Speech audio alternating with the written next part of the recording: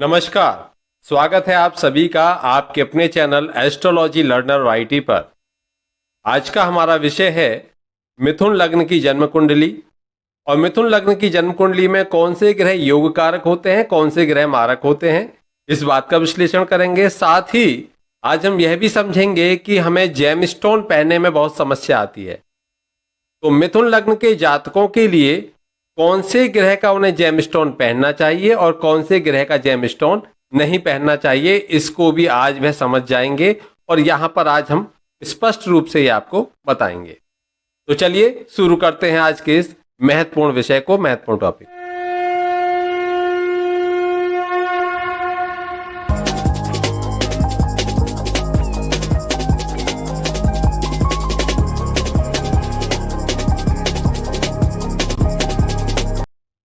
लग्न, ये जब हम राशियों में देखते हैं तो पहले ही दूसरे और तीसरे, तो ये तीसरे नंबर की राशि होती है। और इस राशि को द्विस्वभाव राशि कहा जाता है, यानी कि इसमें दोनों गुण मिलते हैं, स्थिरता के भी और अस्थिरता के भी। डबल माइंडेड, दो स्वभाव वाली राशि। और यहां पर 3 नंबर पहले खाने में लिखा होगा, जैसे कि ये 12 खाने का आप देख रहे हो। यहां पर हम देखेंगे तो जो पहला भाव है, इस पहले भाव में जो नंबर लिखा हुआ है वह 3 नंबर लिखा हुआ है। तो 3 नंबर का अर्थ है कि ये मिथुन लग्न की जन्म कुंडली है। और मिथुन लग्न की जन्म कुंडली के, क्योंकि मिथुन राशि के जो राशि होते हैं, राशि स्वामी होते हैं, वह बुध होते हैं। बुध एक शुभ ग्रह माने जाते हैं, लेकिन बुध की एक स्थिति है कि यह यदि शुभ ग्रहों के साथ में बैठे तो ये शुभ फल देते हैं, शुभ हो जाएंगे।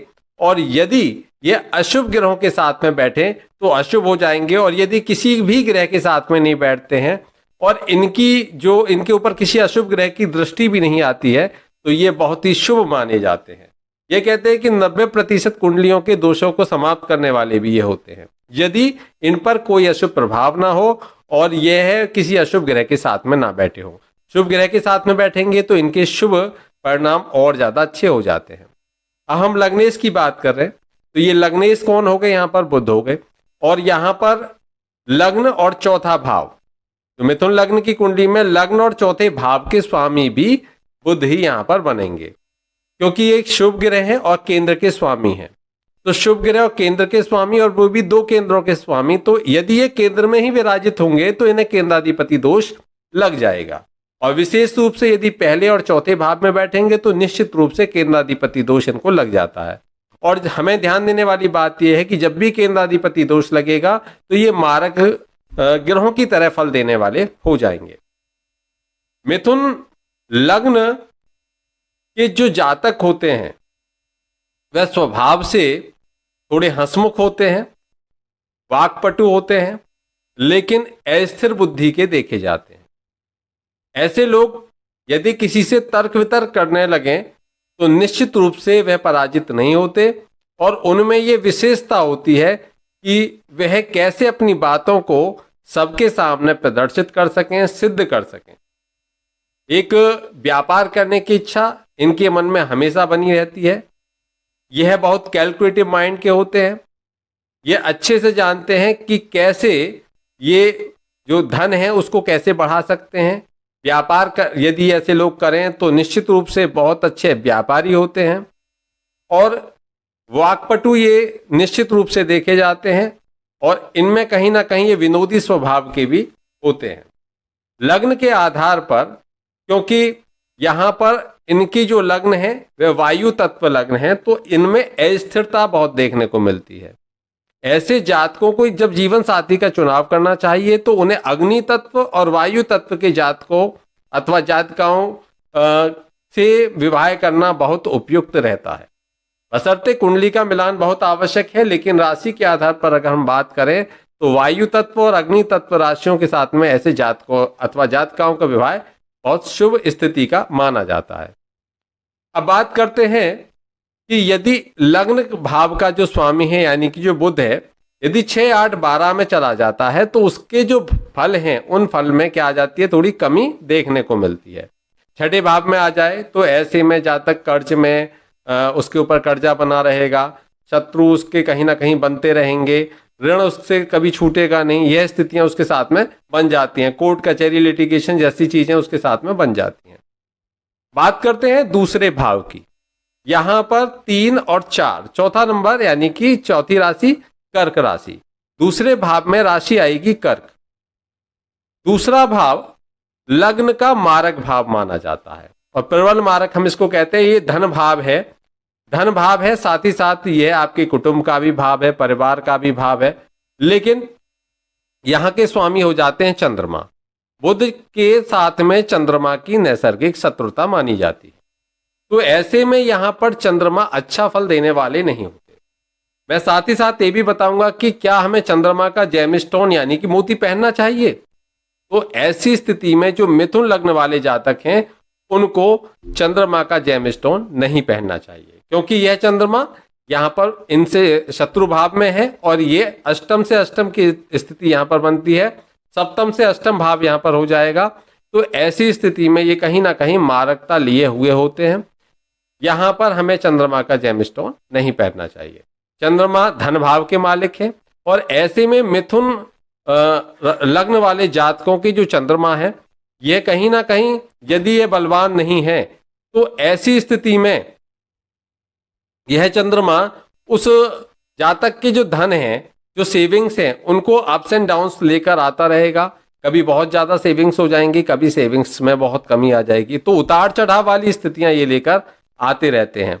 परिवार में भी उतार चढ़ाव जैसी स्थितियां बनी रहती हैं। लेकिन विद्या के क्षेत्र में ऐसे लोग निश्चित रूप से बहुत अच्छी सफलताएं प्राप्त करते हैं। और यहाँ पर ऐसे लोग, यदि हम उनकी बोली की बात करें तो बहुत मधुरभाषी होते हैं, अच्छे से दूसरे लोगों के साथ में व्यवहारिक होते हैं, बहुत अच्छे से व्यवहार करना जानते हैं और परिवार में, कुटुंब में भी सबके प्रिय ऐसे लोग माने जाते हैं। बात करेंगे तीसरे भाव की। तीसरा भाव जहां पर राशि आती है सिंह। सिंह राशि में यहां पर स्वामी हो जाते हैं सिंह राशि के सूर्य। यानी कि तीसरे भाव से हम क्या देखते हैं, तो तीसरे भाव से हम पराक्रम देखेंगे, तीसरे भाव से हम छोटे भाई बहनों को देखेंगे, तीसरे भाव से हम कम्युनिकेशन यानी कि कोई संचार की चीजें हैं उनको देखेंगे, तीसरे भाव से हम छोटी छोटी यात्राओं को भी देखेंगे, तीसरे भाव से माता पिता की मृत्यु को भी तीसरे भाव से देखा जाता है। तीसरा भाव अष्टम से अष्टम भाव माना जाएगा। अब देखिए तीसरे भाव में के स्वामी यहां पर होते हैं सूर्य। सूर्य को तीसरे भाव में हम योग कारक कह सकते हैं, क्योंकि एक राजा है सूर्य और ग्रह राज सूर्य को कहा जाता है। और यदि उनको पराक्रम मिल जाए तो निश्चित रूप से सूर्य वहां पर बहुत अच्छा प्रभाव देने वाले होते हैं। तो ऐसे में ऐसा व्यक्ति बहुत पराक्रमी होता है, बहुत ज्यादा निडर होता है, अपने कार्यों को करने के लिए वह निश्चित रूप से तत्पर रहता है। छोटे भाई बहनों का उसे विशेष स्नेह मिलता है। यदि यहां पर किसी अशुभ ग्रह की दृष्टि ना हो तो छोटे भाई बहन उसके लिए बहुत हितकर माने जाते हैं। ऐसे में उपचय भाव है तो धन की वृद्धि भी सूर्यदेव कराने वाले होते हैं। इस कुंडली के लिए वैसे तीसरा भाव है लेकिन सूर्य अच्छा फल देने वाले यहां पर माने जाते हैं। लेकिन क्या सूर्य का जेमस्टोन पहनना चाहिए? तो बिल्कुल नहीं, हमें सूर्य का भी यहां पर जेमस्टोन नहीं पहनना चाहिए। यदि सूर्य बहुत ज्यादा खराब स्थिति में है तब उस स्थिति में हम सूर्य की अन्य उपाय कर सकते हैं, लेकिन जेमस्टोन हमें तब भी सूर्य का नहीं पहनना चाहिए। अब बात करते हैं, हम चौथे भाव की बात कर ली। चौथे भाव के स्वामी यहाँ पर बुध होते हैं, तो ऐसी स्थिति में बुध का जेमस्टोन हम पहन सकते हैं। अब बात करते हैं पंचम भाव की। पहले चौथे भाव से समझ लीजिए, चौथे भाव से हम क्या क्या देखते हैं। तो चौथे भाव से हम भूमि, भवन, वाहन आदि को देखेंगे। चौथे भाव से हम प्राइमरी एजुकेशन को देखेंगे। चौथे भाव से माता के सुख को देखेंगे। चौथे भाव से हम गृह सुख को देखेंगे। चौथे भाव से जातक के सुख को देखेंगे। चौथा भाव विशेष रूप से सुख का भाव माना जाता है और प्रयास यही होना चाहिए कि चौथे भाव में यदि कोई ग्रह नहीं बैठता है तो बहुत अच्छी स्थिति है, लेकिन यदि चौथे भाव में पाप ग्रह बैठने लगे तो ऐसे में माता का स्वास्थ्य खराब होता है, सुखों में कमी देखने को मिलती है। विशेषतः शनि, मंगल और राहु जैसे ग्रह अथवा केतु जैसे ग्रहों का चौथे भाव में होना अनिष्टकारी माना जाता है। अब बात करते हैं हम पंचम भाव की। तो पंचम भाव, यहां पर पंचम भाव के स्वामी हो जाते हैं शुक्र, क्योंकि तुला राशि आएगी। पंचम भाव से हम क्या देखेंगे? पंचम भाव से हम प्रारब्ध देखेंगे, पंचम भाव से हम आईक्यू देखेंगे यानी कि इंटेलिजेंसी लेवल, बुद्धिमता। पंचम भाव से हम तंत्र मंत्र यंत्र जैसी स्थितियां उनको देखेंगे, पंचम भाव से प्रेम स्नेह आदि को देखेंगे, पंचम भाव से संतान को भी देखेंगे। प्रथम संतान को विशेष रूप से पंचम भाव से देखा जाएगा, दूसरी संतान को सप्तम भाव से देखा जाएगा। तो पंचम भाव को हम देखते हैं और पंचम भाव के यहां पर स्वामी हो जाते हैं शुक्र। यदि शुक्र किसी पाप प्रभाव में नहीं है तो ऐसे में जातक के जीवन में प्रेम सुख उसे खूब मिलता है। ऐसे में यदि वह कोई लॉटरी आदि भी लगाए यानी कि कोई भी इस तरह के शेयर मार्केट में जाए तब भी ऐसे में उसको सुख मिलता है, फायदा होने की संभावना होती है, बशर्ते आपको कुंडली का पूरा विश्लेषण करा लेना चाहिए। वहीं यदि शुक्र किसी भी तरीके से अशुभ स्थिति में आ चुके हैं तो ऐसे में या पीड़ित हैं तो हमें शुक्र के लिए, यदि शुक्र नीच अवस्था में आ चुके हैं, पहले मैं स्थिति बता देता हूं, यदि शुक्र नीच अवस्था में है तो ऐसे में हमें उनके मंत्र जाप यानी कि उनकी शांति ही करानी उपयुक्त होती है। लेकिन यदि शुक्र अस्त हैं, पीड़ित हैं, निर्बली हैं, पाप ग्रहों द्वारा उन पर प्रभाव डाला गया है, वो पाप कर्तरी में आते हैं क्योंकि ये पंचमेश हैं शुक्र यहाँ पर, और पंचमेश के साथ साथ ये द्वादश भी हैं, 12वें भाव के स्वामी भी हैं। तो ऐसे में एजुकेशन कहाँ दिलाने का काम करेंगे? तो ये घर से दूर ले जाएंगे एजुकेशन, जो हाई एजुकेशन है उसको दूर कराने का ये प्रयास करते हैं। यहाँ पर कहीं ना कहीं ये सौंदर्य से संबंधित चीज़ों की तरफ आकृष्ट करते हैं। यदि ऐसा व्यक्ति एजुकेशन भी लेता है तो विशेषतः वह साहित्य की एजुकेशन लेना पसंद करता है। साहित्य की कलात्मकता से जुड़ी हुई जो स्टडी है, ऐसा व्यक्ति उससे संबंधित कार्य करने की तरफ उनका रुझान देखने को मिलता है।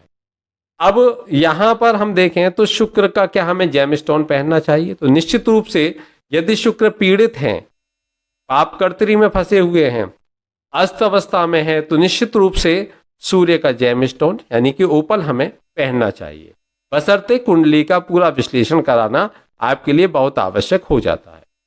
अब हम बात करेंगे छठे भाव की।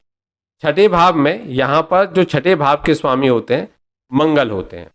छठे के साथ साथ एकादश भाव के स्वामी भी मंगल होते हैं। छठा भाव रोग भाव कहा गया है और छठे से छठा भाव एकादश भाव यानी कि रोग का रोग भाव, ये हमें जो कहा गया है वह हमें एकादश भाव कहा गया है। और ऐसे में इन दोनों के ही स्वामी जो हो जाते हैं मंगल हो जाते हैं। तो मंगल यहाँ पर अच्छा फल देने वाले नहीं माने जाते। मंगल विशेष रूप से यहाँ पर अशुभ फल देने की स्थिति में होते हैं। ये आपको रोग देने की यहाँ पर स्थिति में होंगे। रक्त संबंधित विकार यहाँ पर दे सकते हैं। यहाँ पर पित्त संबंधित विकार भी व्यक्ति को देखने को मिलते हैं। व्यक्ति को यहाँ पर चोट लगने का, घाव लगने का भय होने की स्थिति भी होती है। ऐसे में व्यक्ति को जो सींगों वाले जानवर हैं उनसे विशेष रूप से सावधान रहना चाहिए, क्योंकि ऐसे में उनके द्वारा घायल होने की स्थितियां भी विशेष रूप से देखी जाती हैं। तो यहाँ पर अब प्रश्न ये उठता है कि क्या मंगल का जेमस्टोन पहनना चाहिए? मंगल यहाँ पर शुभ फल देने वाले होंगे? तो नहीं, मंगल का जेमस्टोन आपको नहीं पहनना चाहिए। बेशक ये भौतिक सुख सुविधाएं देने वाले हैं, आपकी डिजायर पूरी करने वाले हैं, लेकिन आपको आवेशित करने वाले भी यहाँ पर मंगल होते हैं। यदि छठे भाव का स्वामी छठे भाव में बैठे तो छठे भाव को तो बलवान करेगा, तो इसको हम बोलेंगे शत्रुहंता योग जैसी स्थितियां उत्पन्न करेगा। ऐसे में शत्रुओं का नाश करने वाली यह स्थिति होगी। लेकिन इसके साथ साथ ये लग्न को देखकर लग्न को भी कमजोर करने का कार्य करता है, लग्न को पीड़ित करने का कार्य करता है। यदि 6, 8, 12 का स्वामी लग्न में आ जाए तो लग्न पीड़ित हो सकती है। तो यहाँ पर हमको समझ में आया कि जो मंगल है, मंगल का हमें कोई जेमस्टोन नहीं पहनना। चलिए अब बात करते हैं कि यदि मंगल की दशा आए तो ऐसी स्थिति में मिथुन लग्न वालों को क्या करना चाहिए। अब मंगल की यदि दशा आती है तो ऐसी स्थिति में मिथुन लग्न वालों को मंगल से संबंधित शांति करानी चाहिए, ना कि उसका जेमस्टोन पहनना चाहिए। ऐसे में जेमस्टोन गलती से भी नहीं पहनना, आपको मंगल की शांति करानी है, हनुमान चालीसा का पाठ करना है, हनुमान मंदिर में जाकर हनुमान जी को चालीसा का पाठ आप कीजिए, लाल मसूर की दाल का दान करना शुरू कीजिए, जो रेवड़ी होती हैं, रेवड़ियों को आप जल में प्रवाहित करना शुरू कीजिए। ये सारे जो कार्य हैं वह आप करना शुरू कीजिए ताकि मंगल की शांति आपको मिल सके। अब हम बात करेंगे सप्तम भाव की। यहाँ पर सप्तम भाव के जो स्वामी हैं वह और दसम भाव के स्वामी ये गुरु बृहस्पति होते हैं। तो गुरु बृहस्पति भी शुभ ग्रह माने जाते हैं और गुरु बृहस्पति विशेष शुभ माने जाते हैं। गुरु बृहस्पति यहाँ पर दो भावों को रिप्रेजेंट कर रहे हैं, दोनों ही केंद्र भाव हैं। अब यदि गुरु बृहस्पति सप्तम भाव में या या दसम भाव में आकर विराजित हो जाएं तो यहां पर उन्हें केंद्राधिपति दोष लग जाएगा निश्चित रूप से। ये इसका हमें ध्यान रखना चाहिए। ऐसे में इनका रिजल्ट जो है वो हमें बहुत अच्छा नहीं मिलता। अब देखिए, बृहस्पति सप्तमेश होने से ऐसे लोगों की जो जीवन संगनी होती है, जीवन साथी होते हैं, वह बहुत गंभीर, धीर गंभीर और बहुत ही ज्ञानी और स्वभाव से सभी लोगों का सम्मान करने वाले, विशेष रूप से जीवन साथी का सम्मान करने वाले होते हैं। लेकिन शिक्षा देने की उनकी एक आदत अवश्य देखने को मिलती है। वह दूसरों को चाहे वे मांगे ना, लेकिन फिर भी वह शिक्षा जरूर देने का कार्य करते हैं। ऐसे में यदि हम कार्य क्षेत्र की बात करें तो ऐसे लोगों को कंसल्टिंग, दूसरों को सलाह देने का कार्य विशेष रूप से लाभ देने वाला होता है। ऐसे में यदि वह उपदेश देने का कार्य करें तो विशेष रूप से वह उसमें अच्छे रहते हैं। ऐसे में वैसे लोग एस्ट्रोलॉजर भी बन सकते हैं, दूसरों को ज्ञान देने का काम जैसे हम कर रहे हैं तो ये भी वह कर सकते हैं। साथ ही साथ ये लोग विशेष रूप से जो धार्मिक पुस्तकें हैं आदि से संबंधित व्यवसाय भी कर सकते हैं। और ऐसे लोग विशेष रूप से मंत्री मंडल में जुड़कर कार्य करने वाले भी होते हैं। यदि इनका किसी भी प्रकार से राजनीतिक कोई योग बनता है तो ऐसे लोग निश्चित रूप से कहीं ना कहीं किसी मंत्रिमंडल में देखने को आपको अवश्य मिल जाएंगे। अब बात करते हैं अष्टम भाव की। अष्टम भाव, यहां पर अष्टम भाव के स्वामी हो जाते हैं शनिदेव। यहां पर शनि अष्टमेश भी होंगे और नवमेश भी होंगे। अष्टमेश और नवमेश होने के कारण से शनि यहां पर मिश्रित फल देने वाले होते हैं। तो ऐसे में शनि हमें कैसा देंगे? मिला जुला फल देंगे। लेकिन नवमेश होने के कारण से ये अति शुभ माने जाएंगे, अष्टमेश होने के कारण से अति अशुभ माने जाएंगे। अब शनि यदि दसम भाव में बैठे हैं तो निश्चित रूप से प्रशासनिक क्षेत्र में ऐसी व्यक्ति को लेकर जाते हैं। करियर में स्थायित्व आता है, थोड़ा देरी से आता है, लेकिन निश्चित रूप से बहुत अच्छा स्थायित्व लेकर शनिदेव यहाँ पर आते हैं। विशेष रूप से ये सरकारी क्षेत्र में नौकरी देने का कार्य भी करते हैं। अब अष्टमेश का प्रभाव क्या हो सकता है? तो यहां पर एक बात को विशेष रूप से ध्यान में रखिए, लग्नेश, पंचमेश और नवमेश ये त्रिकोणेश होते हैं, यानी कि त्रिकोण भाव के स्वामी होते हैं। यदि इनकी अन्य राशि किसी अशुभ भाव की, विशेषतः विशेष अशुभ भाव की अधिपति हो तो उस स्थिति में भी ये त्रिकोण भाव का जो प्रभाव है वह कम हो सकता है, लेकिन अशुभ भाव का प्रभाव उसके ऊपर नहीं आएगा। ये यदि अष्टम भाव में बैठे हों तो उसकी शुभता में कमी हो जरूर आ जाएगी, वह शुभ फल देने की स्थिति में नहीं होगा, लेकिन अशुभ फल भी वह उस भाव के जो अशुभ भाव का अधिपति है उसके नहीं देगा। अब हम बात करते हैं क्या शनि का जेमस्टोन पहनना चाहिए? तो ऐसे में शनि की स्थिति को देखकर आप शनि का जेमस्टोन पहन सकते हैं, क्योंकि शनि को हम यहाँ समभाव स्थिति को कह सकते हैं। अब शनि की स्थिति यदि अष्टम भाव में रहेगी, शनि पीड़ित है या नीच है, यह स्थिति अवश्य देखनी चाहिए। यदि नीच है तो नीच ग्रहों के जेमस्टोन नहीं पहनने चाहिए, उनकी शांति ही करानी चाहिए। अब हम बात करेंगे, दसम भाव की बात कर ली, एकादश भाव की बात कर ली और द्वादश भाव की भी हमने बात कर ली कि यहाँ पर द्वादश कौन होते हैं। लेकिन इन भावों के बारे में हम पहले से जान चुके हैं, एक वीडियो में मैंने पूरा डिटेल में बताया हुआ है किस भाव से हम क्या देखते हैं। आज हमारा जो टॉपिक था कि मिथुन लग्न के जातकों के लिए कौन से भाव के अधिपति कौन है और उनका क्या फल रहेगा, यह हमने जाना। आशा करता हूं आपको ये टॉपिक अच्छा लगा होगा, और यदि यहाँ पर कोई कमी आपको लगे तो आप कमेंट बॉक्स में कमेंट करके अपने फीडबैक के माध्यम से हमें जरूर जानकारी दे दें, ताकि हम ये समझ सकें कि यहाँ पर कमी रह गई और ये कमी नेक्स्ट वीडियो में हम शामिल ना कर सकें। तो आज के लिए इतना ही, मिलते हैं फिर एक नए विषय के साथ में, जिसमें हम नेक्स्ट बात करेंगे कर्क लग्न की कुंडली की। कर्क लग्न की कुंडली के जातकों के लिए कौन से शुभ ग्रह हैं, कौन सा अशुभ ग्रह हैं।